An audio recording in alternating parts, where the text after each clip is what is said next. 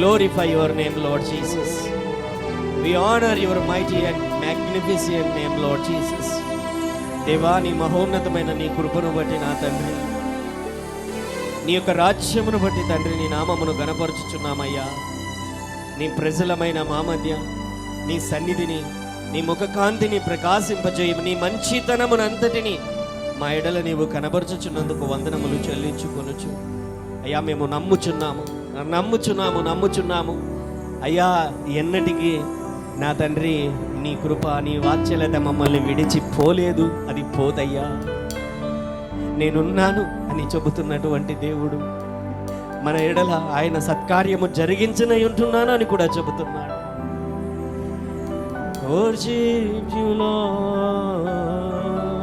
పరిశుద్ధ ఆత్మదేవ, నీ మాటలను వినాలని మేము ఆశపడుతున్నాము. మేము నీ మాటలు పొందుకోవాలని ఆ ఆశతో, ఆసక్తితో వచ్చి ఉన్నాము తండ్రి. నిద్రమత్తును, చీకటి, దయ్యపు దురాత్మ శక్తుల యొక్క నా తండ్రి మా హృదయము కొవ్వించకుండా, మా చెవులు మందము కాకుండా, మా కన్నులు చూడకుండా అడ్డగించుచున్న దయ్యపు యొక్క శక్తులని యేసునామమున కొట్టివేయబడును గాక, బంధింపబడును గాక. నీ వెలుగు మా మీద ప్రకాశింపబడును గాక. మా హృదయములు నీ మాటల కొరకై తెరవబడును గాక. అయ్యా, మేము స్వీకరిస్తున్నాము, లోపల నాటుకుంటున్నాము. మేము ఎదుగునట్లు, బలపడునట్లు, స్థిరపడినట్లు, హెచ్చింపబడినట్లు తండ్రి నీ కృపను అడుగుచున్నాము. తండ్రి నీ కృపను అడుగుచున్నాము. నీ అద్భుత ఆశ్చర్య మహత్కార్యములు మా మధ్య, మీ పరిచర్యలలో తండ్రి మీరు జరిగించమని, నీ ప్రజల మధ్య, నీ ప్రజల చేత నా తండ్రి వాటిని బహుగా మీరు, విరివిగా మీరు జరిగించమని, విస్తరింపజేయమని ప్రార్థన చేస్తున్నామయ్యా. నీ అద్భుత ఆశ్చర్య సూచక మహత్కార్యములన్నీ మా మధ్య జరుగుచుంటుండగా నీ పరిచర్యను కొనసాగించమని, నీ సారూప్యతలోనికి, నీ పరిశుద్ధతలోనికి తండ్రి, నీ రూపములోనికి ప్రభువా మేము రూపాంతర అనుభవములలోనికి వెళ్ళుటకు సహాయము చేయమని ప్రభువా, నీవు వచ్చి చూచినప్పుడు బహుగా ఫలింపబడేటువంటి వారిగా ఉండుటకు కృప చూపమని యేసు నామమున ప్రార్థిస్తున్నాము తండ్రి, ఆమేన్. హెబ్రీ 11వ అధ్యాయం 6వ వచనం మన వాక్య ధ్యానాన్ని మనం కొనసాగిద్దాం. గత కొంతకాలముగా మనము దేవుని రాజ్యములో మాట్లాడుట, దేవుని బిడ్డగా, దేవుని యొక్క కుమారుడుగా, కుమార్తెగా ఆయనను మనము స్వీకరించిన తరువాత ఆయన రాజ్యములో ముందుకు సాగుచున్నటువంటి మనము గమనించండి, దేవుని రాజ్యములో ఎలాగా మనము మాట్లాడాలో నేర్చుకుంటూ వస్తుంటున్నాం. దేవుని రాజ్యములోనికి వచ్చినటువంటి తర్వాత మన జీవితముల మీద దేవుని యొక్క మాటలు, ఆయన నోటి మాటలు, లేదా ఆయన వాక్యములో ఉన్న మాటలు, లేదా మనము రోజు మాట్లాడేటువంటి మాటలు ఏ విధముగా ఉండాలో దేవుని యొక్క వాక్యంలో నుంచి పంచుకుంటూ వస్తున్నాం. ఏ విధముగా ఉండకూడదో పంచుకుంటూ వచ్చాము. దేవుని యొక్క బిడ్డలుగా మనము ఎటువంటి మాటలు మాట్లాడితే ఏ విధమైన ప్రభావము మన జీవితముల మీద ఉంటుంది, ఇతర జీవితముల మీద ఉంటుంది అనేటువంటి విషయాన్ని మనం ధ్యానించుకుంటూ వచ్చాము. హల్లెలూయా. తప్పక ప్రతి ఒక్కరు కూడా ఈ సందేశాలను మళ్ళీ పెట్టుకొని జాగ్రత్తగా, యూట్యూబ్లో అన్నీ ఉంటున్నాయి, వినాలని నేను మనవి చేస్తుంటున్నాను. సత్యాన్ని మనం తెలుసుకోవాలని, లోతుగా నాటబడాలని వివరిస్తూ వస్తుంటున్నాను. దయచేసి అందరూ కూడా జాగ్రత్తగా, శ్రద్ధతో దేవుని వాక్యం పైన కనుదృష్టి పెట్టాలి. హల్లెలూయా. ఆసక్తి కలిగిన వాని ప్రాణమును, శ్రద్ధ కలిగిన వాని ప్రాణమును దేవుడు పుష్టిగా నింపుతాడు అని చెప్పి దేవుని వాక్యం సెలవిస్తున్నది. హల్లెలూయా. హెబ్రీ 11వ అధ్యాయం 6వ వచనం, విశ్వాసము లేకుండా దేవునికి ఇష్టుడయ్యుండుట అసాధ్యము. దేవుని యొద్దకు వచ్చువాడు ఆయన ఉన్నాడనియు, తన్ను వెదుకువారికి ఫలము దయచేయువాడనియు నమ్మవలెను కదా. హల్లెలూయా. గత వారంలో మనం ధ్యానించుకుంటూ వచ్చాము. ఏంటి అని అంటే, మన నోటితో ఏ మాటలను మనము ఒప్పుకోవాలి. గత వారంలో పంచుకుంటూ వచ్చాను ఏంటంటే, మనము మన నోటితో యేసు ప్రభువని ఒప్పుకోవాలి. మన హృదయములో ఆయన నివాసము చేయుచున్నాడని మనము ఒప్పుకోవాలి. అది ఒక్కసారేనా? కాదు. ప్రతిరోజు, ప్రతి సమయములో, అవసరమైన పరిస్థితులలో, ప్రజల ఎదుట, అధికారుల ఎదుట, రాజుల ఎదుట, నీ కుటుంబస్తుల ఎదుట, ఏ పరిస్థితులలో ఎదురైనప్పుడు, బంధువుల దగ్గర దేవుని నామము నిమిత్తము నువ్వు ముందుకు సాగేటువంటి సమయంలో అనేకమైన పరిస్థితులు ఎదురవుతూ ఉంటాయి. అధికారుల దగ్గర కొంతమంది దాచిపెట్టుకుంటుంటారు, నాయకుల దగ్గర కొంతమంది దాచిపెట్టుకుంటూ ఉంటారు. కానీ ఏదో ఒక రోజున నిన్ను కన్ఫ్రంట్ చేసేటువంటి సమయం నీకు ఎదురు నిలబడి, నువ్వు నమ్ముతున్నావా, నమ్మడం లేదా అనేటువంటి ఏదో ఒక రోజు నీ ఎదురైనప్పుడు, హల్లెలూయా, ప్రాణమైనను, మరి అది ఏదైనాను, ఏది పోగొట్టుకున్నను పర్వాలేదు, కానీ నీ రక్షణను మాత్రము పోగొట్టుకునవద్దు. హల్లెలూయా. యేసయ్య అన్నాడు కదా, ఒక కన్ను లేకుండా నువ్వు పరలోకంలోనికి వెళ్ళడానికి ప్రయత్నించు. ఒక చెయ్యి లేకోకుండా, హల్లెలూయా, ఒక చెయ్యి పోయినా పర్వాలేదు, నువ్వు పరలోకానికి లోనికి అడుగు పెట్టడానికి నువ్వు ప్రయత్నించు. ఆమేన్. నీ శరీరం అంతయు అగ్నిలో వేయబడుట కంటే ఒక కన్ను లేకపోయినా, ఒక చెయ్యి లేకపోయినా, ఒక్కొక్కసారి ఉద్యోగం లేకపోయినా, వ్యాపారం లేకపోయినా, బంధువులు దూరమైనా, ఏది నీ జీవితం నుంచి తొలగిపోయినా యేసు నామము నిమిత్తము నిలబడవలసినదే.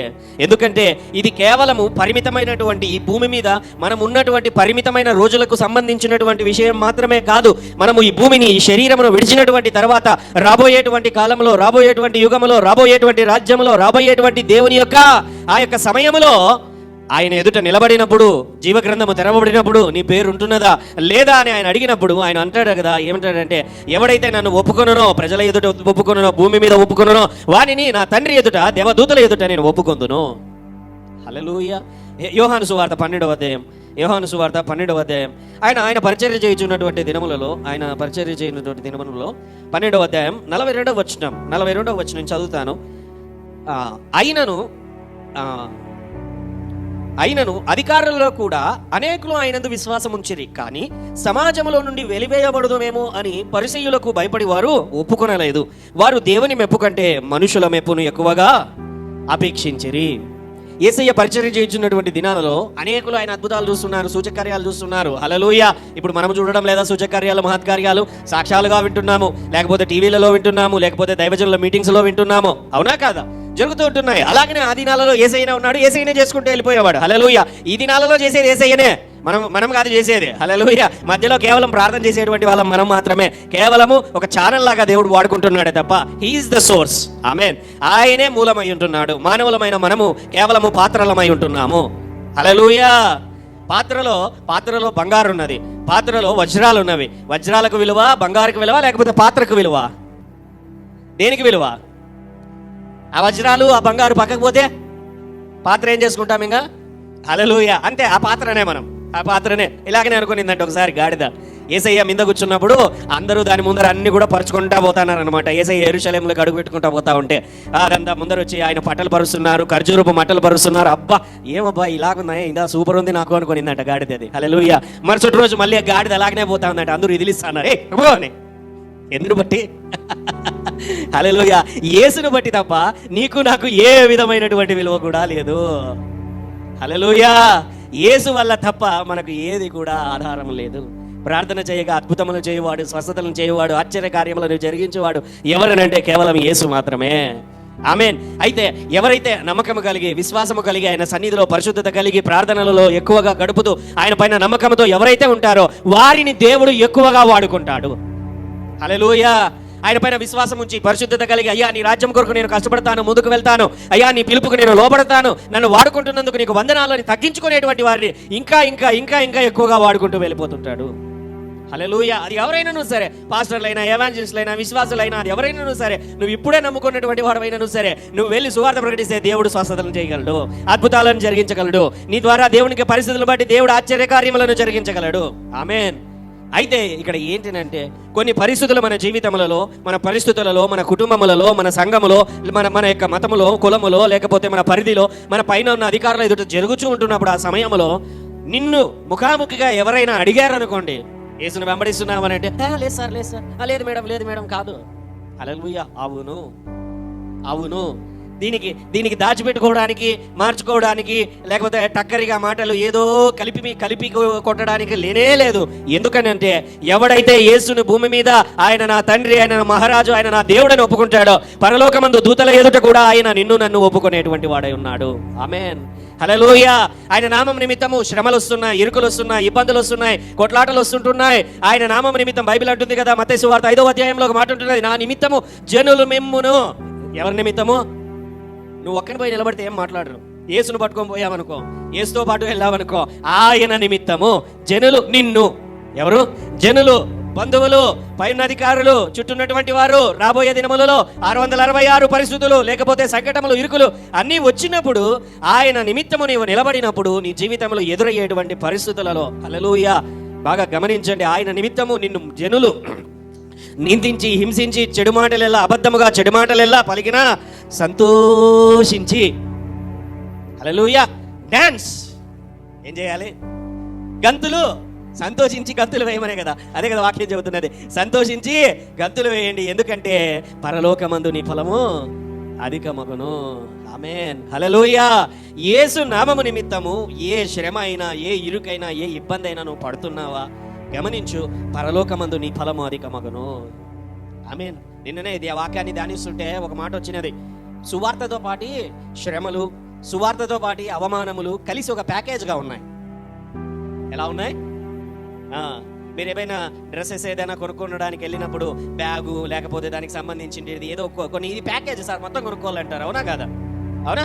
అలాగనే సువార్త నువ్వు ప్రకటిస్తున్నావంటే నీకు శ్రమలు ఉన్నాయి, అవమానాలు ఉన్నాయి, అపనిందలు ఉన్నాయి, అలాగే దేవుని యొక్క విజయము కూడా ఆ సువార్తలోనే నీకు రాయబెట్టబడి ఉంది.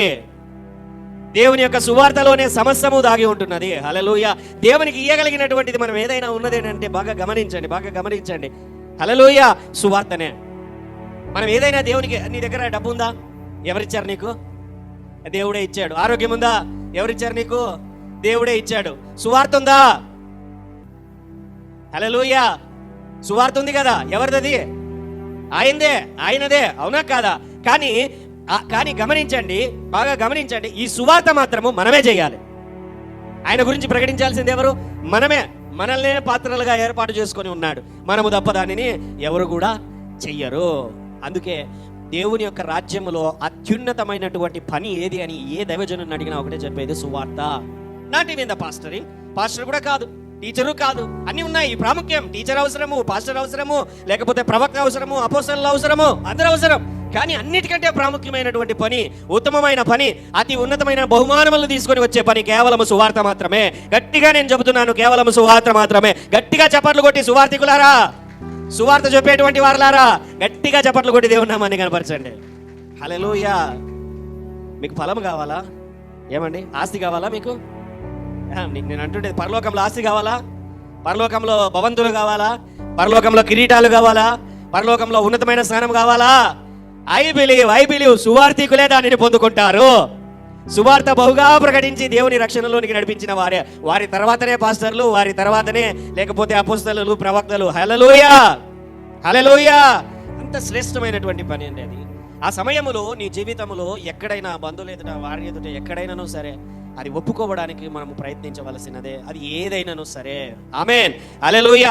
బట్ ఆ తర్వాత ఏంటంటే దేవుని యొక్క రాజ్యములో మనము దేనిని ఒప్పుకోవాలి అంటే, పంచుకుంటూ వచ్చాను, ఒక కోర్టులోనికి వెళ్తే మనము చూసినది, వినినది అక్కడ ఉన్నది. ఆ సమయంలో సంఘటన, సమస్య జరిగినప్పుడు మనము చూసినది, అక్కడ జరిగినది, విన్నది డైరెక్ట్గా జడ్జి ఎదుట చెబితేనే వింటారు. ఊహించుకున్నట్లు లేదా ఆలోచించుకున్నట్లు నువ్వు చెబితే వింటారా? వినరు. అంటే కంటికి కనబడేది, చెవికి వినపడేది, చేతులతో తాకి అక్కడ ఉండేది మాత్రమే వారు నమ్ముతారు. కానీ దేవుని యొక్క రాజ్యములో అడుగుపెట్టినటువంటి నీవు నేను, మన పరిస్థితులలో అనారోగ్యములున్నా, మన పరిస్థితులలో అప్పుల గుండా వెళ్తూ ఉంటున్నా, శ్రమల గుండా వెళ్తుంటున్నా, ఇరుకుల గుండా వెళ్తూ ఉంటున్నా, ఆ సమయంలో మనం ఏం చేయాలంటే, మనము దేవుడిచ్చేటువంటి మాటను మన హృదయంలోనికి తీసుకోవాలి. దేవుని యొక్క వాక్యము చదువుతుంటుండగా, ప్రార్థన చేయుచుంటుండగా గమనించండి, దేవుడు మనతో మాట్లాడతాడు. ఆయన వాగ్దానం ఇస్తాడు, స్వస్థత పరుస్తాను, ఆరోగ్యం ఇస్తాను, నీ పరిస్థితులలో మేలు కలుగుతుంది, అప్పుల నుంచి విడుదల కలుగుతుంది, నీ కన్నీరు తుడిచివేయబడుతుంది, నీ జీవితంలో మార్పు దొరుకుతుంది, నీ పరిస్థితులన్నీ కూడా అద్భుతము నేను చేసి తీరతానని దేవుడు చెబుతాడు. చెప్పినటువంటి మాటకి అలాగే ఆ మాట జరగడానికి మధ్య కొంచెం సమయం ఉంటున్నది. హల్లెలూయా. డాక్టర్ దగ్గరికి వెళితే పలానా దీర్ఘకాలిక రోగం ఉంటున్నది, అవునా? ఆ రోగానికి ఏవైనా టాబ్లెట్లు పెట్టాడు, అమ్మా మీరు కొంతకాలం వాడాలి అని అంటాడు. టాబ్లెట్ వేయగానే ఆ సమస్య తొలగిపోతుందా? తొలగిపోదు. వాడుతూ ఉంటుండగా ఏమవుతుంది? కొంతకాలానికి అది తొలగిపోతుంది సాధారణంగా. అలాగే దేవుని రాజ్యంలోనికి వచ్చినటువంటి నీవు, ఆయనను వెంబడిస్తున్నటువంటి నీవు, ఆయన వాగ్దానం ఇచ్చినప్పుడు, మాట ఇచ్చినప్పుడు, ప్రవచనం ఇచ్చినప్పుడు, దర్శనం ఇచ్చినప్పుడు దానిని నీవు పొందుకొని విశ్వాసముతో దానిని కొనసాగుతూ ఉంటున్నప్పుడు, ఎలాగా? విశ్వాసముతో. హల్లెలూయా.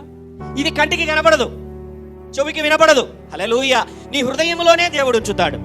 మా క్రైస్తవుని యొక్క జీవితము ఎప్పుడు కూడా విశ్వాసము మీదనే వెళ్తుంది. గతములో దేవుడు జరిగించాడు, భవిష్యత్తులో కూడా దేవుడు వాటిని జరిగిస్తాడు. గతములో అనేకుల అప్పులు తొలగించాడు, రోగములను కొట్టివేశాడు, పరిస్థితులను మార్చుకుంటూ వచ్చాడు, జీవితాలను బాగు చేశాడు, సంకటములను కుదిర్చాడు, అనేకమైన పరిస్థితులలో విజయమునిచ్చాడు. హల్లెలూయా. ఇప్పుడు నువ్వు అటువంటి పరిస్థితులలో వెళ్తూ ఉంటున్నా, రాబోయేటువంటి కాలంలో కూడా నీ జీవితంలో గొప్ప పరిస్థితులు, ఆ పరిస్థితులన్నింటినీ మార్చగలిగిన గొప్ప దేవుణ్ణి నువ్వు కలిగి ఉన్నావు. ఇది ఇప్పుడు నీవు నమ్మాలి, మొదలు పెట్టాలి, విశ్వాసం ఉంచాలి. గతములో దేవుని యొక్క వాక్యం అందుకే పంచుకుంటూ వచ్చాను. నోవాహు అది వరకు చూడని సంఘటనలు. నోవాహు యొక్క జీవితంలో ఆ భూమి మీద ఉన్నటువంటి ప్రాణమనంతా కూడా కొట్టివేయనై ఉంటున్నాను నోవాహు, కానీ నువ్వు నీతిమంతుడుగా ఉన్నావు, నీ ప్రాణాన్ని నేను కాపాడుతాను, వర్షము రాబోతుంటున్నది కాబట్టి నువ్వు వచ్చి ఒక పడవను తయారు చేయి, ఆ పడవలో నువ్వు నీ యొక్క కుటుంబం ఉండాలి, తర్వాత జంతువులను కూడా పంపిస్తానని చెప్తాడు. హల్లెలూయా. పంపించాడు. కానీ అప్పుడు పరిస్థితి ఏంటి? లోకంలో ఉన్నవారు అందరూ కూడా దాదాపు 100 సంవత్సరాలు కట్టాడు ఆయన, 120 సంవత్సరాలు కట్టాడు ఆ పడవని. అంతవరకు కూడా అనేకులు వచ్చి ఆయన దగ్గరకు వచ్చి, ఏం కడుతున్నావు, బుద్ధి ఉందా, తెలివి లేదా, అవమానిస్తూ అతని కుటుంబాన్ని గేలి చేస్తూ ఎన్నో మాటలు అన్నారు. హల్లెలూయా. ఎన్నో మాటలు అన్నారు వాళ్ళు. అన్నప్పటికీ ఒకానొక రోజున పరిస్థితి వచ్చింది, వర్షము పడింది. అది వరకు ఎవరూ చూడని దానిని ఎవరూ నమ్మలేదు, కేవలము నోవాహు మాత్రమే నమ్మాడు కాబట్టి అతడు బ్రతికిపోయాడు. హల్లెలూయా. అందరూ నమ్మలేదు, నోవాహు మాత్రమే నమ్మాడు. ఆమేన్. అబ్రహాము దగ్గరికి దేవుని ఒక వాక్యం వచ్చింది. అబ్రహాము దగ్గరికి అతని జీవితంలో దేవుని స్వరము విన్నాడు. స్వరము వినపడింది. అది వరకు చూడని వాటిని నోవాహు చూశాడు, అది వరకు విననటువంటి మాటలను అబ్రహాము విన్నాడు. అబ్రహామా, నేను చూపించేటువంటి చోటికెళ్ళు. ఎక్కడికి ప్రభువా? ఎక్కడికి అని అంటే, నేను చూపిస్తా, అక్కడికి వెళ్ళి ఏం చేయాలి? అక్కడ నువ్వు ఉండు, నివాసం చేయి. ప్రస్తుతం ఉన్నటువంటి చోటు బాగా సమృద్ధిగా ఉంది, ఇండ్లున్నాయి, గేదెలున్నాయి, ఒంటెలున్నాయి, లేకపోతే గొర్రెలున్నాయి, మేకలు ఉంటున్నాయి, భూములు ఉంటున్నాయి, వ్యాపారం చక్కగా జరుగుతూ ఉంది, మంచి ధనవంతుడు, అన్నీ బాగున్నాయి. కుమారుడు ఒక్కడే లేడు. హల్లెలూయా. ఆ సమయంలో దేవుడు వచ్చి, అబ్రహామా పోదాం పదా అంటాడు. అబ్రహాము కాదు, అబ్రాము, పోదాం పదా అని అంటాడు. పోదాం పదా అని అంటే, సరే ప్రభు అని పోతున్నాడు. అందరూ అడుగుతున్నారు, ఎక్కడికి పోతున్నావు అని అతను అడిగితే ఎక్కడికి వెళ్తున్నాడో తెలియదు. ఎవరు పిలుచుకోబోతున్నారు అని అంటే దేవుడు చెప్పాడంట. ఆ దేవుని పేరు ఏం పేరు అని అంటే, ఆ దేవుని పేరు ఏమో తెలియదు. ఏం పేరు అని అంటే, నా దేవుడే అబ్రహాం దేవుడు అను. ఏం పేరు? అబ్రహాము దేవుడు. హల్లెలూయా. అబ్రహాము దేవుడు అంతే. అప్పటి వరకు అబ్రహాము దేవుడే, యాకోబు దేవుడే కదా. ఇంకా ఇస్సాకు యాకోబు కూడా రాలే ఇంకా అప్పటికి. ఏ దేవుడు అప్పుడు? అబ్రహాము దేవుడు. అంతవరకే పోయాడు, ప్రయాణమైపోయాడు. పోయినటువంటి చోట ఎలాగుందంటే కరువు. పోయినటువంటి చోట ఎలాగుందంటే ఒక రాజు వచ్చి తన భార్యను తీసుకొని వెళ్ళిపోతున్నాడు. పోయినటువంటి చోట ఎలాగుందంటే శత్రువులు ఉంటున్నారు. హల్లెలూయా. అయ్యా ఏం ప్రభు అంటే, నువ్వేం భయపడద్దు అబ్రహామా, నిన్ను ఆశీర్వదించే వారిని ఆశీర్వదిస్తా, శపించే వాళ్ళని శపిస్తా, ఈ భూమిని అంతటిని నీకు ఇస్తా, నీ యొక్క సంతానము ఇసుక రేణువుల వలె, ఆకాశపు నక్షత్రముల వలె ఉంటుంది ప్రభువా అని నమ్మకమును ప్రారంభించాడు. చేసిన మేలులను, ఆయన చేసిన ఘనకార్యములు, ఆయన చేసిన ఉన్నత కార్యములను మనము ఒప్పుకొనుచు దేవుడిచ్చినటువంటి మాటను నమ్ముతూ మనము ముందుకు సాగాలి. హల్లెలూయా. భయపడద్దండి, దిగులు చెందకండి, విశ్వాసమును విడిచిపెట్టకండి. దేవుడు నీ జీవితంలో ప్రతి పరిస్థితిని మార్చగలిగిన సంపూర్ణమైన సామర్థ్యము కలిగినటువంటి దేవుడు, స్వస్థతను అనుగ్రహించగలిగిన వాడు. హల్లెలూయా. రెండవదిగా మనం గమనించండి, ఏం ఒప్పుకోవాలనంటే, మనము దైనందిన జీవితంలో దేవుని యొక్క బిడ్డలుగా మనం ఏం ఒప్పుకోవాలంటే, మన పాపములను మనం ఒప్పుకోవాలి. ఏంటనంటే, 1 యోహాను 1వ అధ్యాయం 8వ వచనం. 1 యోహాను 1వ అధ్యాయము 8వ వచనం. మనము పాపము లేని వారమని చెప్పుకొనిన ఎడల మనలను మనమే మోసపుచ్చుకొందుము, మరియు మనలో సత్యం ఉండదు. మన పాపములను మనము ఒప్పుకొనిన ఎడల ఆయన నమ్మదగిన వాడును నీతిమంతుడును గనుక ఆయన మన పాపములను క్షమించి సమస్త దుర్నీతి నుండి మనలను పవిత్రులుగా. హల్లెలూయా. యేసయ్య చెబుతున్నాడు ఏంటంటే, దేవుని యొక్క వాక్యంలో ఉంటున్నది, దేవుని యొక్క రాజ్యములో ప్రతిరోజు కూడా మనం వెళ్ళేటువంటి సమయంలో చాలా మంది బాప్తిజం తీసుకునేటువంటి సమయంలో నన్ను ఒక ప్రశ్న అడుగుతూ ఉంటారనమాట. బాప్తిజం తీసుకుని, పాస్టర్ గారు బాప్తిజం తీసుకున్న తర్వాత నేను పాపము చేస్తే పరలోకానికి పోతానా? హల్లెలూయా. పాపము చెయ్యొచ్చా? మరి పాపం చేస్తే నేను దేవుని దగ్గరికి పోతానా? చాలా మందికి ఉన్నటువంటి ప్రశ్న బాప్తిజం తీసుకునేటువంటి సమయంలో. హల్లెలూయా. అర్థమవుతుందా నేను చెబుతున్నటువంటి మాట? లేదు, ఇవి కొన్ని పరిస్థితులు ఉంటున్నాయి, వాటిని బట్టి నేను తీసుకోలేకపోతుంటున్నాను, లేకపోతే ఈ విధంగా చెబుతూ ఉంటారు. వారికి ఒకే ఒక ప్రశ్న నేను వేసేది ఎప్పుడు కూడా, అమ్మ బాప్తిస్మం ఎందుకు తీసుకుంటారనంటే, యేసు నీ జీవితంలో ఇంతవరకు దేవుడుగా లేడు. ఇప్పుడు ఆయన నువ్వు నీ జీవితంలో ఆయన నిజమైన దేవుడని నమ్ముతున్నావా? ఏంటి? నిజమైన దేవుడని నువ్వు నమ్ముతున్నావా? మొదటి ప్రశ్న. హల్లెలూయా. ఆయన మాత్రమే దేవుడా? ఆయన కూడా నీ జీవితంలో దేవుడా? అంటే ఆయన మాత్రమే ఉన్నాడా? ఇంకొకరు ఎవరన్నా కూడా నీ జీవితంలో ఉన్నారా? బాబాలు, గురువులు, స్వాములు, లేకపోతే మార్గములు, బోధలు, లేకపోతే ఇంకొన్ని అవి ఇవి ఏమన్నా అవి కూడా బుక్కులు, లేకపోతే సమదర్ ఏదైనా ఉన్నాయా? అవి కూడా ఉన్నాయి అని అంటే మనకు అర్హత లేనట్టే. యేసు ఒక్కడే నీ జీవితంలో ఇక దేవుడు అనుకుంటే నువ్వు అర్హత సాధించినట్లే. ఎందుకంటే బైబిల్ చెబుతుంది ఆయన రోషము కలిగిన దేవుడు. ఏంటి? రోషము కలిగినటువంటి దేవుడు. హల్లెలూయా. భర్త తన భార్యను 10 మందితో పంచుకుంటాడా? ఈ మాట అడగడానికి కూడా ఎబ్బెట్టు కాలేదా? హల్లెలూయా. మరి తను వధువు సంఘముగా ఆయన నిన్ను చూచుచున్నాడు. తన యొక్క భార్యగా, పరిశుద్ధమైన భార్యగా ఆయన నిన్ను స్వీకరించనై ఉంటున్నాడు. ఆ భార్యగా ఉండాల్సినటువంటి నీవు, వధువుగా ఉన్నటువంటి నీవు, నీకు వరుడొక్కడే, అది యేసు ఒక్కడే అయి ఉండాలి. హల్లెలూయా. అర్థమవుతున్నది కదా నేను చెబుతున్నటువంటి మాటలు? ఆ నమ్మకము నీకు ఉన్నట్లయితే, అంత మాత్రమే కాదు, బలవంతంగా కాక, ఏంటి? బలవంతపు మత మార్పిడులు. ఏంటవి మాటలు మనం వింటుంటాం కదా, బలవంతపు మత మార్పిడులు చేస్తున్నారని. అటువంటి మాటే వ్యర్థమైన మాట. ఆ మాటే వాడకూడదు. అర్థమవుతున్నది కదండి? పెళ్లిళ్ళ కోసము, లేకపోతే రిజర్వేషన్ల కోసము, ఇటువంటివి బలవంతపు కాదు, వాళ్ళు స్వీకరించే తీసుకునేటివి కూడా. కానీ అది దేవుని రాజ్యములో ఒప్పుకొనబడవు. దేవుని రాజ్యములో వాటికి అంగీకారం లేదు. పెళ్లి కొరకు, రిజర్వేషన్ల కొరకు, వీటి కొరకు వాటి కొరకు తీసుకుంటారు కదా బాప్తిస్మము, అవి వ్యర్థమైనవి, అవి అంగీకరింపబడవు. జీవగ్రంథమందు పేరు రాయబడదు. హల్లెలూయా. నీ హృదయముతో ఆయన ఒక్కడే దేవుడనియు, ఆయన తప్ప ఇక ఎవరు లేరనియు నీ హృదయములో నీవు విశ్వసించిన ఎడల, నీవు నోటితో ఒప్పుకున్న ఎడల నీవు రక్షణ పొందుదువు. ఆమేన్. హల్లెలూయా. ఇది నీ హృదయంలో ఉన్నట్లయితే నువ్వు బాప్తిస్మము తీసుకున్నటకు అర్హుడవు. ఆ తర్వాత పాస్టర్ గారు, కొన్ని బలహీనతలు ఉన్నాయి, కొన్ని తప్పులు అప్పుడప్పుడు చేస్తుంటా, కొన్ని మాటలు పొర్లుతూ ఉంటాయి. హల్లెలూయా. అందుకనే దేవుడు ఏం చేశాడంటే వారందరి కొరకు, మనలాంటి వారందరి కొరకు, నాలాంటి వారి కొరకు, నీలాంటి వారి కొరకు ఆయన ఏం చేశాడంటే, మనము పాపము లేని వారమని చెప్పుకొని ఎడల మనలను మనమే మోసపుచ్చుకొందుము, మరియు మనలో సత్యం ఉండదు. మన పాపములను మనము ఒప్పుకొనిన ఎడల ఆయన నమ్మదగిన వాడును, నీతిమంతుడును గనుక ఆయన మన పాపములను క్షమించి సమస్త దుర్నీతి నుండి మనలను పవిత్రులుగా చేయును. దాని యొక్క మాట యొక్క అర్థం ఏంటంటే, రాస్తున్నటువంటి వాడు యోహాను. ఆయన యొక్క శిష్యులలో, 12 మంది శిష్యులలో ప్రధానమైనటువంటి వాడు. రాస్తున్నటువంటి సమయం ఎప్పుడో తెలుసా? దాదాపుగా ఆయన 80-90 సంవత్సరాల మధ్యలో ఉన్నప్పుడు ఈ మాటను ఆయన రాస్తున్నాడు. ఆయన ఏం చెబుతున్నాడంటే, నాలో పాపము లేదని నేను చెప్పిన ఎడలా, మనలో పాపము లేదని నేను చెప్పిన ఎడలా మనం అబద్ధికులమగుదుము. హల్లెలూయా. దేవునిని కూడా అబద్ధికునిగా చేయుదుము. అయితే మనలో పాపం ఉన్నదని మనం ఒప్పుకుని ఎడల, మనము అపవిత్రత చేశామని, మనము పొరపాట్లు చేశామని, మిస్టేక్స్ చేశామని ఒప్పుకున్న ఎడల, మన పాపములను ఆయన పరిశుద్ధమైన రక్తము చేత కడిగి పవిత్రపరిచి ఆయన మనము మళ్ళీ ఫలింపజేయబడినటువంటి విధముగా, ఆయనలో ఎదుగునటువంటి విధముగా చేసేటువంటి కృప చూపేటువంటి దేవుడు మన దేవుడు. హల్లెలూయా. మరి పాస్టర్ గారు, అలాగైతే నేను ప్రతిరోజు పాపం చేయొచ్చు, ప్రతిరోజు పాపం గడుక్కోవచ్చు కదండి? హల్లెలూయా. ఏమండి? ప్రతిరోజు దేవుని దగ్గర నుంచి మొదట్లో, నా కుమారుడా పాపం చేయవద్దు, మీ పిల్లలే ఉన్నారు, ప్రతిరోజు అనుకుందాం. వాడు స్కూల్లో ఏం చేశాడు? దొంగతనం మొదలుపెట్టాడు. మొదటి రోజు గద్దిస్తావు, చేస్తావరా అని ఒక ఏటు వేస్తావు. మళ్ళీ ఒక నెలకు మళ్ళీ వాడు చేశాడు. హల్లెలూయా. ఇంతకుముందు రబ్బరు, ఇప్పుడు పెన్ను, ఆ తర్వాత బుక్, ఆ తర్వాత పర్సు. హల్లెలూయా. నెక్స్ట్ అలాగే అట్లాగా నేను వదిలిపెట్టేసావనుకో, చైన్ స్నాచింగ్లు, లెవెల్ పెరుగుకుంటూ పోతుంది అనమాట.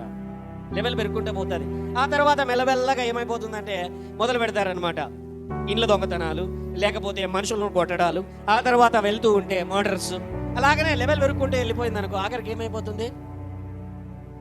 హల్లెలూయా. అందుకే దేవుడు ఏమంటున్నాడంటే, కృప ఉన్నది కదా అని పాపము చేయవద్దు, పాపము కలిగించేటువంటి భ్రమ చేత మోసపరచబడవద్దు. పాపము చేసావా, నీ మనస్సాక్షి నిన్ను కుచ్చుతున్న పరిస్థితులలో ఉన్నావంటే, నీ మనస్సాక్షి నీతో చెబుతుంది, అయ్యా నువ్వు పాపము చేస్తున్నాను, నన్ను క్షమించు అనేటువంటి పాపపు మనస్సాక్షి నీలో ఉండి, హల్లెలూయా, ఆ పాపమును నేను ఒప్పుకోవాలి అనేటువంటి మనస్సాక్షి ఉంటే నువ్వు ఇంకా దేవుని రాజ్యంలో బతికే ఉన్నావు. నువ్వు ఇంకా దేవుని రాజ్యంలో బతికే ఉన్నావు. ఒకసారి ఎడ్వర్డ్ విలియమ్స్ గారు దీన్ని వివరించడానికి చాలా చక్కటి పరిస్థితిని తీసుకొని వచ్చాడు. ఇంతకుముందు కూడా పంచుకున్నా, ఇప్పుడు మళ్ళీ పంచుకుంటున్నాను, గమనించండి. ఆయన ఒకసారి హాస్పిటల్లో ఉన్నాడు, ప్రసవం అయ్యింది, పుట్టినటువంటి శిశువుని తీసుకొని వచ్చారు, మాట మలుకు లేదు. ఏం చేశారంటే డాక్టర్లు ఫస్ట్ ఇలాగ అన్నారంట వెనకాల వీపు మీద. ఆయన చూస్తున్నాడంట. ఆ తర్వాత డాక్టర్ వచ్చాడంట. డాక్టరు ఎల్లకిలా పడుకోబెట్టి కాళ్ళు పైకి ఇట్లా పెట్టి రప్ప అని పీకాడంట. ఏంటి ఇక్కడ ఉన్నటువంటి నర్సులకు వాళ్ళకి తెలుసా అంటే ఏం చేస్తుంది? ఎందుకంటే మాట లేదు, ఉలుకు లేదు, పలుకు లేకపోయేసరికి పుట్టినటువంటి తర్వాత ఏం చేస్తారు డాక్టర్లు? ఇలా ఎలకిలాగా పెట్టి డబా కొట్టేసరికి ఆ టైంలో కొడుతున్నట్టు సమయంలో ఏం బుద్ధుందా లేదా వీళ్ళకు, చిన్న పిల్లోని తీసుకొని అంత కఠినంగా కొడుతున్నారని నేను అనుకున్నాడంట. ఆ తర్వాత ఒక నిమిషం తర్వాత అలాగా కొట్టగా ఆ పిల్లోడు ఊపిరి పీల్చడము, తర్వాత ఏడవడము మొదలు పెట్టాడు.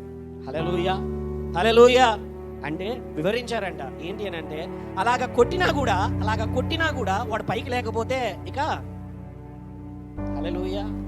అలాగే దేవుని యొక్క రాజ్యములో నిన్ను దేవుని యొక్క వాక్యము కొడుతూ ఉంటే, గద్దిస్తూ ఉంటే, నువ్వు బతికున్నట్లయితే నువ్వు దేవుని దగ్గరకు వచ్చి అయ్యా నా పాపములను క్షమించు అని నీ లోపట పొడవబడిన వాడవై నువ్వు క్షమాపణ అడగడం ప్రారంభిస్తావు. ఒకవేళ కొట్టినా కూడా, దేవుని వాక్యము నువ్వు వింటున్నా కూడా, దేవుని మాటలను వింటున్నా కూడా, ఎవరో ఒకరు వచ్చి నీ పాపమును ఎత్తి చూపుతున్నా కూడా, నీ పాపమును ఒప్పుకొనక, నీ పాపమును చేయుట మానుకొనక అదే అపవిత్రతలో, అదే మోసములో, అదే పాపములో పడిపోయి దేవుడంటే భయము లేనటువంటి స్థితిలోనికి వెళ్ళిపోయి అపవిత్రమైన కార్యములలో పెరుగుకుంటూ వెళ్ళిపోయి దేవుడు ఎన్ని మార్లు గద్దించినను నీవు గద్దింపుకు లోబడక అదే పాపములో కొనసాగుచున్నట్లయితే, ఎన్ని మార్లు గద్దించినను లోబడిని వారు మరీ హఠాత్తుగా నాశనమగును అని బైబిల్ చెబుతుంటున్నది. హల్లెలూయా.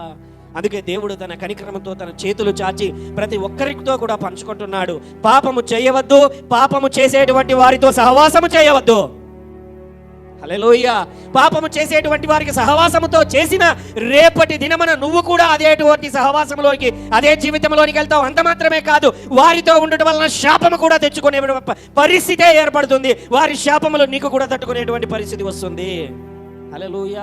వారు నష్టపోయారు, వారు నాశనమయ్యారు, వారితో పాటు వారి జీవితములతో పాటు ఇంకొన్ని కుటుంబాలను నాశనం చేసేటువంటి వారు. అటువంటి వారితో నువ్వు స్నేహం కలిగి ఉన్నాయడలా నీవు గమనించు, నీకు కూడా అదే శాపమే తగిలేటువంటి పరిస్థితులు వస్తాయి. నీ కుటుంబం కూడా నష్టపోయేటువంటి పరిస్థితి వస్తుంది. జాగ్రత్త.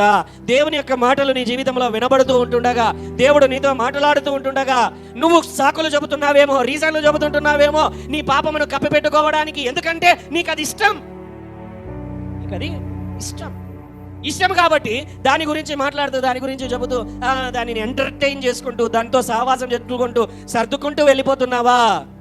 హల్లెలూయా. అది ఎటువంటిదంటే, ఏదో తోక కనపడింది కదా అని చెప్పి పాము అవతలు ఉంటుంది, తోక వెనకలు ఉంటుంది అనమాట, గోడకి యువతల రంధ్రంలో నుంచి మెల్లగా లాగావనుకోండి పాపాన్ని, పాము లాగితే ఏమవుతుంది ఆఖరికి? అది ఈ పక్కకు వచ్చిన తర్వాత ఏం చేస్తుంది? అది నిన్ను ఖచ్చితంగా కాటేసే తీరుతుంది. పాముకు పాలు పోసి పెంచడమే పాపము. పాపమునకు పాలు పోసి, లేకపోతే టీవీలు, లేకపోతే మొబైల్స్, లేకపోతే ప్రోనోగ్రఫీ, లేకపోతే రకరకాలైనటువంటివన్నీ పెంచుకుంటూ పోషించుకుంటూ వెళ్తున్నారా? హల్లెలూయా. ఏదో ఒక రోజు అది కాటేయక మానదు. జాగ్రత్త, జాగ్రత్త, జాగ్రత్త. హల్లెలూయా.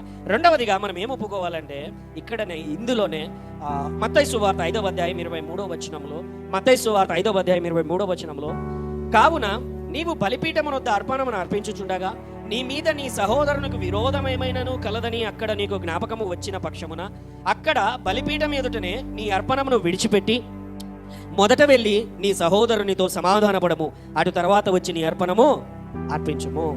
రెండవదిగా మనం ఏం చేయాలంటే, మన మన మన దేవుని యొక్క రాజ్యంలో ఒప్పుకోవలసింది ఏంటంటే, if you have done any wrong thing, నీవు నీ సహోదరునితో, నీ కుటుంబీకులతో, నీ పరిస్థితులలో, లేకపోతే నీ తోటి వారితో ఆవేశములోనో, కోపములోనో, అసూయతోనో, ద్వేషముతోనో, మరి ఏ ఇతరమైన వాటితోనో పొరపాటున వారితో విభేదం ఉన్నాయడలా, హల్లెలూయా, వాళ్ళు నీకు వ్యతిరేకముగా తప్పు చేసిన ఎడల వారిని నీ హృదయంలో క్షమించేసే. నువ్వు వారికి వ్యతిరేకముగా పాపము చేసి ఉన్నాడలా దయచేసి 199 సార్లు వెళ్ళి, హల్లెలూయా, వీలైతే 100 సార్లు వెళ్ళి, 100% వెళ్ళి క్షమాపణ అడగండి. ఒకవేళ వారు దేవుని బిడ్డలైతే, నీతిగా ఉన్నటువంటి వారైతే, వారు చేసేటువంటి ప్రార్థన పైన దేవుడు హృదయం పెట్టేటువంటి వాడైతే హల్లెలూయా కఠినమైన పరిస్థితి అది నీ మీదకి తీసుకొని వస్తుంది. బాగా గమనించాను. ఒకవేళ వారు దేవుని బిడ్డలే కాకపోయి ఉండొచ్చు, అయినా వారికి నువ్వు వ్యతిరేకంగా పాపం చేస్తున్నట్లయితే దేవుని నీతి నిన్ను విడిచిపెట్టదు కదా, దేవుని న్యాయము నిన్ను విడిచిపెట్టదు కదా. హల్లెలూయా. అర్థం నేను చెబుతున్నటువంటి మాటలు. ఒకానొకసారి ఒక వ్యక్తి తన సహోదరుని భార్యతో, తన స్నేహితుని యొక్క భార్యతో వ్యభిచారం చేయడం ప్రారంభించాడు. లేదా ఇంకా పెళ్లి కూడా చేసుకోవాలనే ఆలోచన, కానీ అతనికి అప్పటికే పెళ్ళి అయిపోయింది. ఆ భార్య ఎన్నోసార్లు తనతో చెప్పింది, కానీ అతను మారలేదు. వాస్తవంగా జరిగిన సంఘటన. ఆ భార్య దేవునికి మొరపెట్టడం ప్రారంభించినటువంటి తర్వాత, ఆమె దేవుని నమ్ముకొని ప్రారంభించిన తర్వాత ఏమైనదంటే, దేవుడు ఇతని దగ్గర మాత్రమే కాదు కానీ ఆ వ్యక్తి ఎవరైతే వ్యభిచారంతో కలిసి ఉన్నారో వారి యొక్క జీవితములను మొత్తడం కూడా ప్రారంభించాడు. వారి జీవితం మీద నష్టమును కలగజేయడం ప్రారంభించాడు. హల్లెలూయా. మన జీవితములతో ఎవరైనా ఆడుకుంటున్నారా? దేవుడు వదిలిపెట్టడు. అలాగే మనము కూడా ఇతరుల జీవితంలో ఆడుకుంటున్నామా? దేవుడు వదిలిపెట్టడు. హల్లెలూయా. దేవుని న్యాయ విధి అది ఎన్నటికీ అది మారదు. ఇంకా చెప్పాలంటే దేవుని యొక్క బిడ్డగా నువ్వు ఇంకా జాగ్రత్తగా ఉండాలి. దేవుని యొక్క బిడ్డగా మన జీవితములలో మేలు చాలాసార్లు అనారోగ్యాలకు కారణం ఇదే అవుతున్నది. మనం చేసినటువంటి పాపములు ఒప్పుకొనకపోవట, మనం ఇతరులకు వ్యతిరేకముగా చేసిన పాపములను ఒప్పుకొనకపోవట, లేకపోతే వాటిని సమాధాన పడకపోవట, లేకపోతే ఆ విషయంలో మనము బుద్ధి మార్చుకొనకపోవట, ఆ సమయంలో పెట్టేటువంటి మొర మన కుటుంబములను, రాబోయే తరములను కూడా అది ఎంతగానో ప్రభావితము చేయగలదు, నష్టమును కలిగించగలదు. కాబట్టి జాగ్రత్తగా మన జీవితములను మనం పరిశీలించుకోవాలి. రాబోయేటువంటి 1వ తేదీ నుంచి డిసెంబర్ 1వ తేదీ నుంచి 7వ తేదీ వరకు కూడా అనేకమైనటువంటి విషయాలు, శాపములు ఏ విధముగా మన జీవితములలోనికి రానై ఉంటున్నాయో, వచ్చాయో అనేకమైన విషయాలు నేను పంచుకొనబోతుంటున్నాను. ఉపవాసములతో తప్పకుండా ప్రతి ఒక్కరూ సిద్ధపడి రండి. మన జీవితములలో ప్రతి ఒక్కొక్క విషయమును బట్టి దేవుని ఎదుట మనం క్షమాపణ అడగబోతుంటున్నాం. తరములలో జరిగినటువంటి, మన తాతల నుంచి జరిగినటువంటి పరిస్థితులను బట్టి మనం క్షమాపణ అడగబోతుంటున్నాం. మన తాతలు చేసినటువంటి పనికి మన హృదయంలో పశ్చాత్తాప భావం రాకపోవచ్చు, అయినను వారు చేసినటువంటి పనికి మనం అనుభవించాల్సిన పరిస్థితులు వస్తుంటున్నాయి. But God has given an opportunity. దేవుడు మనకు అవకాశం ఇచ్చాడు. వారి పాపములను కూడా మా పితరుల పాపములను నీవు క్షమించు ప్రభు అని దానియేలు ప్రార్థన చేయగా దేవుడు పాపములను క్షమించాడంట. హల్లెలూయా. అలాగే మనము కూడా మన పితరుల పాపములను బట్టి మనం క్షమాపణ అడిగినప్పుడు వారి ద్వారా వచ్చినటువంటి ప్రతి శాపము కూడా యేసు నామమున అది కొట్టివేయబడుతుంది. హల్లెలూయా. శాపము కొట్టివేయబడిన వెంటనే నీ జీవితం మీద దేవుని యొక్క ఆశీర్వాదం ప్రారంభమవుతుంది. వెంటనే అద్భుతం జరుగుతుందనంటే జరగచ్చు. హల్లెలూయా. చిన్న పంచుకుంటాను. నేను వెళ్ళాల్సిండేది హైదరాబాద్కి అనుకుందాం, కానీ నేను బెంగళూరు వైపున వెళ్ళిపోయాను. ఇప్పుడు నేను వెళ్తున్నది బెంగళూరుకి దగ్గరికి వెళ్ళిన తర్వాత ఇంకో 10 కిలోమీటర్లు ఉన్నప్పుడు నాకు తెలిసింది, బోర్డు కనపడిందాడా బెంగళూరు నాన్న అది అని. అరే నేను వెళ్ళాల్సింది హైదరాబాద్కి కదా, బెంగళూరుకి వెళ్ళి వచ్చేసాను అనుకుందాం, అవునా? ఇప్పుడు వెంటనే నాకు తెలిసి యూటర్న్ తీసుకోగానే నేను హైదరాబాద్లో ఉంటానా? హల్లెలూయా. అటువంటిదే శాపపు మార్గములో ప్రయాణిస్తున్నటువంటి మనము, శాపమును అనేది కొట్టివేయబడుతున్నది అంటే మనం యూటర్న్ తిరుగుతుంటున్నాం. అలాగే మనము దేవుని యొక్క రాజ్యములో ఏదో ఒక సమయములో హైదరాబాద్ చేరుకుంటాము. ఆశీర్వాదములు మనకు వచ్చి తీరతాయి. హల్లెలూయా. వై? బికాస్ మనము మన పాపము నుండి వెనుతిరిగాము, మన పితరుల పాపమును ఒప్పుకున్నాము. కాబట్టి మనకు తెలియకుండా అనేకమైన పరిస్థితులు మన జీవితంలో ఎంతగానో ప్రభావితము చేస్తుంటున్నాయి. కాబట్టి జాగ్రత్తగా మనము తెలుసుకోవాలి. హల్లెలూయా. ఇంకొకటి మనం చేయాల్సింది దేవుని రాజ్యంలో ఇంకొకటి పని ఏంటి అంటే, దేవుని యొక్క రాజ్యంలో మనము దేవుని నామాన్ని ఒప్పుకోవాలి, మొదటిది. రెండవది ఏంటి అంటే మన పాపములను ఒప్పుకోవాలి. మొదటిది దేవుని నామాన్ని ఒప్పుకోవాలి, గత వారమంతా వివరించుకుంటూ వచ్చాను. రెండవది మన పాపములను ఒప్పుకోవాలి, మన నోటితో మనం ఇతరులకు వ్యతిరేకంగా చేసినటువంటి పాపములను ఒప్పుకోవాలి.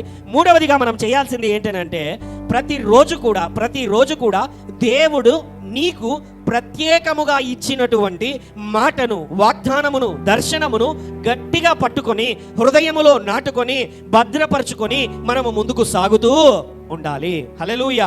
రోమా 4వ అధ్యాయం 17వ వచనం. తాను విశ్వసించిన దేవుని ఎదుట అనగా మృతులను సజీవులుగా చేయువాడును మృతులను సజీవులుగా చేయువాడును, లేని వాటిని ఉన్నట్టుగానే పిలుచువాడునైన దేవుని ఎదుట అతడు మనందరికీ తండ్రి అయి ఉన్నాడు. ఇందును గూర్చి నిన్ను అనేక జనములకు తండ్రినిగా నియమించితిని అని వ్రాయబడి ఉన్నది. నీ సంతానము ఇలాగ ఉండునని చెప్పిన దానిని బట్టి తాను అనేక జనములకు తండ్రి అగునట్లు నిరీక్షణకు ఆధారము లేనప్పుడు అతడు నిరీక్షణ కలిగి నమ్మెను. మరియు అతడు విశ్వాసమందు బలహీనుడు కాక రమారమి 100 ఏళ్ల వయస్సు గలవాడై ఉండి అప్పటికి తన శరీరము మృతతుల్యమైనట్టును శారా గర్భమును మృతతుల్యమైనట్టును ఆలోచించను గాని అవిశ్వాసము వలన దేవుని వాగ్దానమును గూర్చి సందేహింపగా దేవుని మహిమపరిచి ఆయన వాగ్దానము చేసిన దానిని నెరవేర్చకు సమర్థుడని రూఢిగా విశ్వసించి విశ్వాసము వలన బలమునొందెను. అందుచేత అది అతనికి నీతిగా ఎంచబడెను. హల్లెలూయా. ఇక్కడ ఈ మాట నేను తీసుకొని వచ్చాను. ఎందుకనంటే 20వ వచనంలో అవిశ్వాసము వలన దేవుని వాగ్దానమును గురించి సందేహింపక ఏమున్నది ఇక్కడ వాక్యము. దేవుడు మనకు వాగ్దానం ఇస్తాడు, అవునా?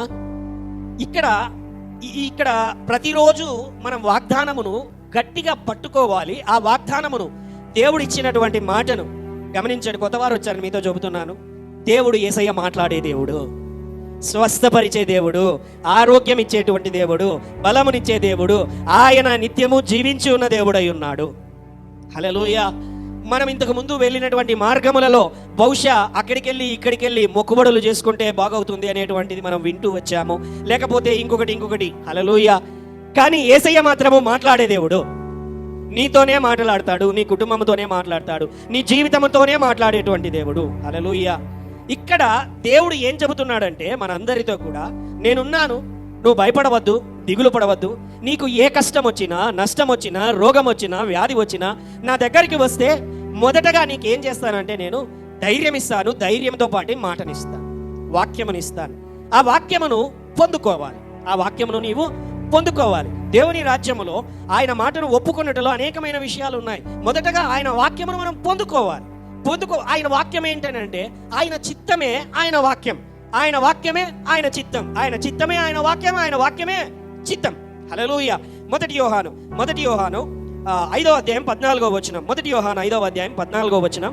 ఆయనను బట్టి మనకు కలిగిన ధైర్యం ఏదనగా ఆయన చిత్తానుసారముగా మనం ఏది అడిగినను ఆయన మన మనవి ఆలకించుననిదియే. ఆయన చిత్తానుసారముగా నువ్వు ఏది అడిగినా చెప్పు, ఆయన చిత్తానుసారముగా నేను ఆరోగ్యం అడుగుతున్నాను, ఆర్థిక సమృద్ధిని అడుగుతున్నాను, స్వస్థతను అడుగుతున్నాను, చక్కటి కుటుంబమును అడుగుతున్నాను, బలమును అడుగుతున్నాను, ప్రాణమును అడుగుతున్నాను, నెమ్మదిని అడుగుతున్నాను, విజయం అడుగుతున్నాను, నిబ్బరం అడుగుతున్నాను. హల్లెలూయా. ఇది ఆయన చిత్తము. హల్లెలూయా. ఆయన చిత్తం ఇది. ఆయన చిత్తానుసారంగా మనం ఏది అడిగినను ఆయన మన మనవి ఆలకించుననిది. నువ్వు ఇప్పుడు ఏదైతే నువ్వు అడుగుతున్నావో నీ జీవిత పరిస్థితులలో, హల్లెలూయా, అది దేవుని చిత్తమైనట్లయితే నీకు అనుగ్రహింపబడుతుంది. ఒకసారి ఏమైందంటే విన్నాను, ఒక వ్యక్తి వచ్చాడు. వచ్చి, పాస్టర్ గారు, నేను ఒక బిజినెస్ మొదలు పెట్టాలనుకుంటున్నాను, ప్రార్థన చెయ్యండి. ఏంటి? హల్లెలూయా. ఈ పాస్టర్ గారు, సరే బ్రదర్, కళ్ళు మూసుకోండి, ప్రభువా నీ కుమారుడు మొదలు పెట్టనై ఉంటున్నటువంటి బిజినెస్ మీరు దీవించండి నాయన. మధ్యలో ఆయనకు డౌట్ వచ్చి, ఏం బిజినెస్ బ్రదర్ అని అడిగినాడు అనమాట. కళ్ళు ఇలా పెట్టుకొని, ఏం బిజినెస్ బ్రదర్? అది పాస్టర్ గారు, ఆయన ఎట్లనే, పాస్టర్ గారు బ్రాందీ షాప్ బ్రదర్. ఏంటది? Alcoholic shop. హల్లెలూయా. ఏం చేయాలంగా పాస్టర్ గారు? ఏం చేయాలి? తర్వాత ఏం జరిగిందో పక్కన పెట్టండి. ఏం చేయాలి ఇంకా అని అంటున్నా నేను. హల్లెలూయా. బాగా గమనించండి. దేవుని చిత్తము కాదది.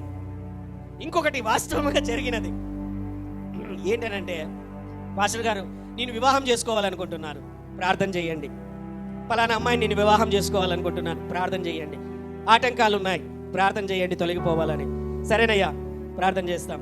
ఏం ఆటంకాలు ఉన్నాయని చెప్పు అని అంటే, నా మొదటి భార్య నాకు విడాకులు ఇవ్వడం లేదు.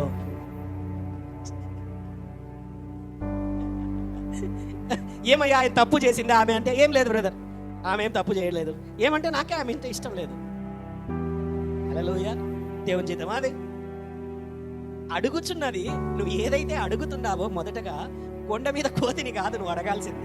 నీ యొక్క లోక సంబంధమైనటువంటి దురాశల చేత, పాపము చేత ఈడవబడినటువంటి వాడవై అది నీకు ఇష్టమైనది అడుగుతూ అదే దేవుని చిత్తము అని నువ్వు అనకూడదు.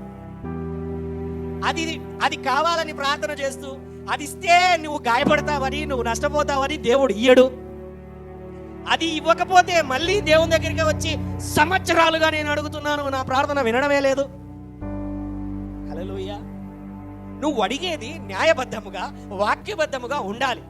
దేవుని చిత్తానుసారముగా మొదటగా అది ఉన్నట్లయితే హల్లెలూయా, అప్పుడు దేవుడు నీ ప్రార్థనను వింటాడు, నీకు వాగ్దానము చేస్తాడు. వాగ్దానం ఆయన చేశాడనంటే ఆయన నీతి న్యాయము కూడా అందులో దాచి ఉంటుంది. హల్లెలూయా. అన్యాయస్తుడైనటువంటి దేవుడు కాదు కదా ఆయన. ఆమేన్. హల్లెలూయా. కాబట్టి జాగ్రత్తగా నువ్వు అడుగుచున్నది, నువ్వు ఏదైతే అడుగుతున్నావో ఆయన వాక్యము ద్వారా మళ్ళీ బాగా గమనించండి. పాస్టర్ గారు నాకు అనారోగ్యం వచ్చింది, ఇది దేవుని చిత్తమా? హల్లెలూయా. ఇంకొంతమంది అతి ఆత్మీయులు పాస్టర్ గారు దేవుడు నా శరీరంలో ఈ అనారోగ్యాన్ని పెట్టాడు, ఎందుకంటే నేను బహుగా హెచ్చిపోకుండా నా శరీరంలో పెద్ద ముళ్ళు పెట్టాడు పాస్టర్ గారు. వద్దుందా? వాక్యం చెబుతుందా అది? హల్లెలూయా. బాగా గమనించండి. పౌలు యొక్క శరీరంలో ముళ్ళు ఉంది.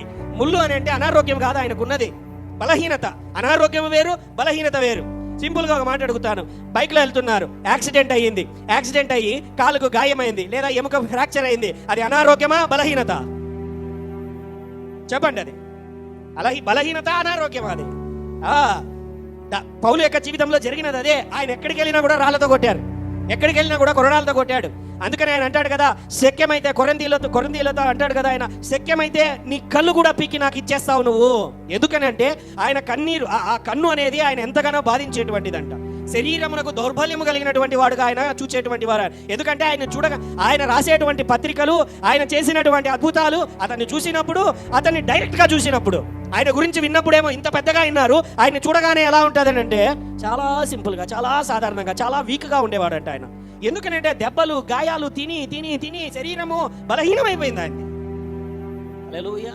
పాపం కాదు అది, గమనించండి. ఇప్పుడు చాలా మంది ఏంటి అంటే ఇలాగా, అయ్యా నా రోగము నా శరీరంలో ఉంటున్నది, దాన్ని పట్టుకొని పౌలుకే ఉంది కాబట్టి నాకు కూడా ఇలాంటి అనారోగ్యం ఉంది, అయినా ఇలాంటి అనారోగ్యము దేవుడు నా శరీరంలో పెట్టాడు కాబట్టి పెట్టుకోవట్లయితే ఇంకెందుకు ప్రార్థన? నీకు దేవుడే పెట్టాడు, దేవుడే ఇచ్చాడంటే మనం తొలగించగలమా? హల్లెలూయా. Are you understand? దేవుడే ఇచ్చినప్పుడు నేను ప్రార్థన చేసే తొలుగుతుందా? నువ్వు ప్రార్థన చేసుకుంటే తొలుగుతుందా? గిఫ్ట్ గా ఇచ్చాడేమో పెట్టుకోండి. Hallelujah. Don't think like that. అలాగా కాదు. ఏ రోగము నీ శరీరంలో ఉండడానికి వీలు లేదు, ఏ రోగము ఏ వ్యాధి నీ శరీరములో రావడానికి వీలు లేదు. యేసయ్య స్వస్థపరిచేటువంటి దేవుడు. అది దేవుని నీ శరీరంలో అనారోగ్యం ఉండుట, నువ్వు అప్పులలో ఉండుట, నువ్వు నష్టములో ఉండుట, ప్రతి సంవత్సరము ఓటమిలలో నష్టములో కిందికి వెళ్ళిపోతూ ఉండుట దేవుని చిత్తము కాదు. హల్లెలూయా. దేవుని యొక్క చిత్తం ఎప్పుడు కూడా ఆశీర్వాదమే, ఎప్పుడు కూడా ఉన్నతే, ఎప్పుడు కూడా సమృద్ధే. శ్రమల గుండా వెళ్ళవచ్చు, అయినను కూడా నిబ్బరము కలిగి ధైర్యముగా ఉండుము. దేవుడు వాగ్దానము చేసిన వాడు నమ్మదగిన వాడు గనుక నీకు తగిన కాలమందు ఆశీర్వదించే విధముగా, నెమ్మది కలిగే విధముగా అద్భుతములు జరిగించే తీరతాడు. హల్లెలూయా. మొదటగా దేవుని యొక్క వాగ్దాన నెరవేర్పులో, దేవుని యొక్క రాజ్యములో మనము ఎలా అంటే వాగ్దానములను ఒప్పుకోవడం నేర్చుకోవాలి. వాగ్దానము, ఆయన ఇచ్చిన మాటను నువ్వు పొందుకోవాలి. నీ పరిస్థితులలో నీకు అనారోగ్యం ఉన్నదా, వెంటనే అయ్యా నాకు ఆరోగ్యం కావాలి, నాకు మాటనివ్వు. హల్లెలూయా. కొన్నిసార్లు రాజకీయ నాయకుల దగ్గరికి వెళ్తారనమాట, అయ్యా నీకు ఓట్లు వేయడానికి వేస్తాము, మాకేమిస్తావు? హల్లెలూయా. వాళ్ళ దగ్గర కొంతమంది దగ్గర పత్రాలు రాయించుకుంటారు, కొంతమంది దగ్గర మాట రాయించుకుంటారు. అవునా? హల్లెలూయా. అలాగనే రా దేవుని దగ్గరికి విశ్వాసంతో రా. లేకపోతే ఒక రకమైన కుట్రభావంతోనో, లేకపోతే ఏదో ఒక రకమైన దురాశాభావంతో ఆయన దగ్గరికి రావద్దు. ప్రేమపూర్వకముగా రా ఆయన దగ్గరికి. అయ్యా నీ దగ్గరకు వచ్చాను, హల్లెలూయా, మాట ఇవ్వు, నాకు వాగ్దానం చేయి, నాకు నీ మాట ఇస్తే ఆ మాటను పట్టుకుంటా. నువ్వు ఒక మాట ఇస్తే చాలు ప్రభువా. ఆమేన్. ఆ మాటను పొందుకో, వాక్యములో నుంచి పొందుకో, ప్రార్థనలో పొందుకో, ప్రవచనముగా పొందుకో. నీ యొక్క జీవితంలో, నీ పరిస్థితులలో దేవుడు ముందుటి నుంచే నీతో మాట్లాడుతూ ఉన్నట్లయితే, some times God gives the warnings. దేవుడు కొందరి జీవితములకు ముందుగానే వార్నింగ్ ఇస్తాడు. వార్నింగ్ ఇచ్చినా కూడా నీ దురాశ చొప్పున నువ్వు వెళ్ళావా? ప్రవక్తల ద్వారా మన పాస్టర్ సంతోష్ గారు వచ్చారు. సంతోష్ గారు వచ్చినప్పుడు కొంతమందికి మంచిగా చెప్పాడు, కొంతమందికి కొన్ని వార్నింగ్స్ ఇచ్చి వెళ్ళాడు. జరుగుతుంటున్నాయి. నేను కూడా అనేకులకు చెప్పాను, ఇది చెయ్యొద్దు, చేస్తే నష్టపోతావు, ఇది చెయ్యి, నీకు మంచిగా ఉంటుంది అని. జరుగుతున్నది, అది జరగకుండా పోవట్లేదు. హల్లెలూయా. జాగ్రత్త. దేవుడు నీతో, ఆయన నిన్ను ప్రేమిస్తున్నాడు కాబట్టి ముందుగా నువ్వు నష్టపోకూడదు అని నీకు వార్నింగ్స్ కూడా ఆయన ఇస్తాడు. రేపొద్దున నష్టపోయిన తర్వాత వచ్చి ఎందుకు ప్రభువా నన్ను తప్పించలేదు అని నువ్వు ప్రశ్నించకూడదు కదా ఆయన్ని. హల్లెలూయా. అర్థమవుతున్నదా? ఎందుకు ప్రభువా నన్ను కొట్టలేదు అని అంటే, నేను నా ప్రేమనే చూపిస్తాను, చాలా సార్లు కొట్టను అంటాడు ఆయన. హల్లెలూయా. కాబట్టి మొదటగా దేవుని యొక్క వాగ్దానమును, దేవుని యొక్క చిత్తమును, అందుకనే దేవుని స్వరము వినుట అనేటువంటి అంశములో గత కొన్ని నెలల పాటు దాని గురించి బోధించుకుంటూ వచ్చాను. దేవుని స్వరము వినాలి, మనము చిత్తమును తెలుసుకోవాలి అని. రెండవదిగా ఏంటి అంటే, రెండవదిగా హెబ్రీ 10వ అధ్యాయం 32వ వచనం. హెబ్రీ 10వ అధ్యాయం 2వ వచనం. We need faith. వాగ్దాన నెరవేర్పుకై, దేవుని వాగ్దాన నెరవేర్పుకై. రెండవదిగా మనకు కావాల్సింది ఏంటంటే విశ్వాసము. అయితే మీరు వెలిగింపబడిన మీదట శ్రమలతో కూడిన గొప్ప పోరాటం సహించిన పూర్వదినములను జ్ఞాపకము తెచ్చుకునుడి. ఒక విధముగా చూచితే మీరు నిందలను, బాధలను అనుభవించుట చేత 10 మందిలో ఆరడపరితిరి. మరి ఒక విధముగా చూచితే వాటిని అనుభవించు వారితో పాలివారైతిరి. ఎలాగనగా మీరు ఖైదులో ఉన్న వారిని కరుణించి మీకు మరీ శ్రేష్టమైనది స్థిరమైనదినైన స్వాస్థ్యం ఉన్నదని ఎరిగి మీ ఆస్తిని కోల్పోవుటకు సంతోషముగా ఒప్పుకొంటిరి. కాబట్టి మీ ధైర్యమును విడిచిపెట్టకుడి, దానికి ప్రతిఫలముగా గొప్ప బహుమానము. హల్లెలూయా. దేవుని వాక్యము చెబుతుంటున్నది ఏంటి అంటే, వాగ్దానము పొందుకున్న తర్వాత, మాటను పొందుకున్నటువంటి తర్వాత నువ్వు చేయాల్సినటువంటి పని ఏంటి అంటే, విశ్వాసముతో నీ ధైర్యమును విడిచిపెట్టకుండా, శ్రమలు వచ్చినా, అవమానములు వచ్చినా, నిందలు వచ్చినా, 10 మంది 10 మాటలు అంటూ ఉంటున్నా, వెనుకకు నిన్ను నడిపించే మాటలు అంటూ ఉంటున్నా, నీ ధైర్యమును విడిచిపెట్టకుండా ధైర్యముతో, విశ్వాసముతో ముందుకెళ్ళాలి. అవమానాలు వస్తాయి, ఓటములు ఎదురవుతాయి, మలుపులు అనేకమైన పరిస్థితులు వస్తాయి. అయినను కూడా భయపడవద్దు, ధైర్యము కలిగి, వాగ్దానము చేసిన వాడు నమ్మదగిన వాడు గనక. అబ్రహాము జీవితంలో దేవుడు వాగ్దానము చేసిన తర్వాత అనేకమైన పరిస్థితులు వచ్చినను కూడా ఆ వాక్యం ఉంటున్నది కదా, నిరీక్షణకు ఆధారము లేనప్పుడు. ఆ వాక్యం ఉంటున్నది రోమా 4వ అధ్యాయంలో అనేకమైన మాటలు. అవిశ్వాసం వలన దేవుని వాగ్దానమును గురించి సందేహింపగా దేవుని మహిమపరిచి ఆయన వాగ్దానము చేసిన దానికి నెరవేర్చుటకు సమర్థుడని రూఢిగా విశ్వసించి విశ్వాసము వలన బలమును పొందెను. హల్లెలూయా. అబ్రహాముకి 99 సంవత్సరాలు. ఒకవేళ ఆయన ఇప్పుడు ఉండింటే ఆయన మనం ఏం పిలిచేవాళ్ళం చెప్పండి? 99 ఏళ్ళు అండి. ఏం పిలుస్తా అంటారు ఆయన్ని? తాత, ముత్తాత కూడా అంటారేమో ఇంకా. హల్లెలూయా. దేవుడు వచ్చి అర్థమైంది కదండి. ఎవరైనా మనల్ని అవమానంగా నవ్వితే మనకు బలం మండుతుంది కదా, అవునా కదా? దేవుడు కూడా అలాగనే జరిగింది. సారా నువ్వు నవ్వినావంటే నేను నవ్వలేదు అంటే దేవునికి ఎలా అయిపోయిందంటే అది నామోషిగా అయిపోయింది. ఆ మాట ఎప్పుడైతే ఆమె నవ్వగా, ఆమె పరిస్థితిని బట్టి ఆమె నవ్వినా కూడా అక్కడ జరుగుతున్నది ఏంటది అంటే, నేను చేయలేను అనుకుంటున్నారా? దేవుడు ఒక్క మాట ఇచ్చాడంటే అది జరుగుతుంది కాబట్టి నీకు నాకు ఆయన మాటనిస్తాడు. జరగదంటే ఆయన నోట నుండి మాటే రాదు. హల్లెలూయా. ఆ వాగ్దానము చేసేటువంటి వాడు నీతో వాగ్దానము చేయుచున్నాడు. నీ కన్నీరంతా తుడిచివేయబడును, నీ దుఃఖము నిట్టూర్పు ఎగిరిపోవును, నీ దుఃఖ దినములన్నీ సమాప్తమగును. రాత్రి కన్నీరున్నా ఉదయమునకంతా సంతోషము చేత దేవుడు నిన్ను నింపును. నీ జీవితంలో విడుదల కలుగుతుంది, స్వస్థత కలుగుతుంది, కేసులు కొట్టివేయబడతాయి, తగాదములలో నీకు విజయము కలుగుతుంది, నీ యొక్క పరిస్థితులలో మేలు కలుగుతుంది. హల్లెలూయా. వాగ్దానము చేసేటువంటి దేవుడు నమ్మదగిన వాడు. ఈ ప్రయాణములో మనకు ఎదురయ్యేటువంటి ప్రధానమైనటువంటి ఇబ్బంది ఏంటో తెలుసా అండి? మేజర్, మన విశ్వాసం ఉంచుట కంటే మనకు ఎదురయ్యేటువంటి ఇబ్బంది ఏంటో తెలుసా? సమయం. ఏంటి? సమయం. ప్రతిసారి సమయమే. చాలా ప్రతి వాగ్దాన నెరవేర్పులో కూడా, దేవుడిచ్చిన మాటలో కూడా మనకెలా అంటే, ఇప్పుడు దేవుని దగ్గరికి వచ్చామంటే ఇప్పుడే. ఈ రోజు నువ్వు విత్తనం భూమిలో నాటితే రేపు పొద్దున్నే మామిడి పండు కావాలి నీకు. మామిడి విత్తనం ఈరోజు నాటితే రేపు పొద్దున్నేనే మామిడికాయలు కావాలి నీకు. హల్లెలూయా. నాకు కూడా నీకే కాదు, నాకు కూడా. ఈరోజు రాత్రికి నాటితే, పడుకునేటప్పుడు నాటితే, ఉదయం నవ్వగానే, అంతేకాదు పెద్ద తోట కూడా కావాలని అడుగుతాము. హల్లెలూయా. కానీ దేవుని యొక్క నియమాలు అలాగ లేవు. ఈ లోకములో ఆయన కొన్ని నియమాలు పెట్టాడు కదా, హల్లెలూయా. ఆ నియమాలు ఆయన పెట్టినవే. అందులో కూడా విశ్వాస నియమం అనేది ఒకటి ఉన్నది. ఆ విశ్వాస నియమానికి ఎదురయ్యేటువంటి అతి అతి అతి వ్యతిరేక ఆ విశ్వాస నియమములు ఎదుర్కొనేటువంటి ప్రధానమైనటువంటి సందర్భం ఏంటంటే మన యొక్క సహనముతోనే పోరాటము, సమయముతోనే మన పోరాటము. అందుకే ఈ మాటలు ఉంటున్నాయి కదా, హెబ్రీ 10:23 వాగ్దానము చేసిన వాడు నమ్మదగిన వాడు కనుక మన నిరీక్షణ విషయమై మనం ఒప్పుకునినది నిశ్చలముగా పట్టుకుందుము. వాగ్దానము చేసిన వాడు నమ్మదగిన వాడు కనుక మనము ఒప్పుకొనినది ఏంటున్నది, మనము ఒప్పుకొనినది నిశ్చలముగా, నిబ్బరముగా, ధైర్యముగా దానిని మనము పట్టుకుందుము. ఆమేన్, హల్లెలూయా. లేచి నిలబడి దేవుని యొక్క సన్నిధిలో ఆయన యొక్క మాటలను ఒప్పుకొనుటలో గమనించండి. అనేకమైన సమయాభావము కలగవచ్చు, ఆలస్యమయ్యేటువంటి పరిస్థితులు రావచ్చు. అయినను ఆయన చేతుల నుండి ఏది కూడా తొలగిపోదు. విశ్వాసము నీ జీవితమును, నీ పరిస్థితిని, నీ కుటుంబమును, నీ బ్రతుకును మార్చగలదు. వాగ్దానము చేసిన వాడు నమ్మదగిన వాడు కనుక మనము ఒప్పుకొనినది నిశ్చలముగా ఒప్పుకొనుచు దేవుని పైన ఆధారపడుతూ, అయ్యా నా జీవితమునకు వాగ్దానము కావాలి, అయ్యా నేను వాగ్దానము పొందుకున్నట్లయితే అయ్యా నిశ్చలముగా ఒప్పుకొనుచు తండ్రి ముందుకు సాగుటకు, పరిస్థితులంతటిలో ముందుకు సాగుటకు నాకు ధైర్యమునివ్వండి, సహనమునివ్వండి ప్రభువా. నీ కృపను నేను అడుగుతున్నాను, నీ సహాయమును నేను అడుగుతున్నాను. Thank you lord Jesus. ప్రార్థన చేద్దాం దేవుని యొక్క సన్నిధిలో కనులు మూసుకొని. ఏ విషయంలో అయితే నువ్వు దేవునికి మొరపెడుతున్నావో, అడుగుతుంటున్నావో, నీ పరిస్థితులలో మార్పు రావాలని, నీ యొక్క జీవితంలో మార్పు రావాలని, ఆరోగ్యము కొరకు, నీ పరిస్థితుల కొరకు, నీ కుటుంబము కొరకు, నీ భవిష్యత్తు కొరకు, నీ యొక్క వివాహము కొరకు ఏ సంగతులైతే నువ్వు ఆశిస్తుంటున్నావో, మొరపెడుతుంటున్నావో దేవుని వైపున చూస్తూ, దేవా నేను ఒప్పుకొనుచున్నాము తండ్రి, మా అతిక్రమములంతటినీ నీ యొక్క సన్నిధిలో మేము ఒప్పుకుంటున్నాము ప్రభువా.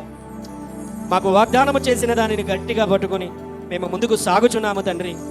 నమ్మదగిన వాడవని, కృప చూపుచున్న వాడవని, అద్భుతములను నీవు జరిగించేవాడమని, సూచక మహత్కార్యములను నీవు జరిగించేవాడమని నమ్ముచున్నామయ్యా. yes lord yes lord yes lord we believe you lord jesus. ప్రార్థన చేయండి, ప్రార్థన చేద్దాం. ప్రతి ఒక్కరు కూడా నీకు దేవుడు వాగ్దానము చేసిన దానిని నెరవేర్చుటకు ఆయన సన్నద్ధుడై ఉన్నాడు, సంసిద్ధుడై ఉంటున్నాడు. నిన్ను అడుగుచున్నాడు, నీ యొక్క జీవితంలో ఆ పాపమును విడిచిపెట్టు, పరిశుద్ధ జీవితమును నీవు జీవించు. నీ యొక్క కుటుంబములో, నీ పరిస్థితులలో మార్పును కలగజేయబడుటకు దేవుడు కృపను అడుగుచున్నాడు. దేవుడు కృప అనుగ్రహించిన ఉంటున్నాడు. నీకు నీ యొక్క జీవితంలో ఆయన కార్యము జరిగించుటకు ఆయన ఆశపడుతున్నాడు. యేసయ్యా, పరిశుద్ధాత్మదేవా, నీ కార్యములను నీవు త్వరపెట్టమని, ఆది సంభూతుడవై నీవు ఆరంభించావు నాయన, ముగింపు నీవు చేయమని ప్రార్థన చేయుచున్న అల్ఫా ఒమేగవై ఉన్నావు తండ్రి. నీ కార్యములను మా మందిరములో, మా పరిచర్యలలో నీవు నెరవేర్చమని, ముందుకు నడిపించమని యేసు రక్తము కిందికి మేము వస్తూ యేసు నామమున ప్రార్థిస్తున్నాము పరమ తండ్రి. ఆమేన్.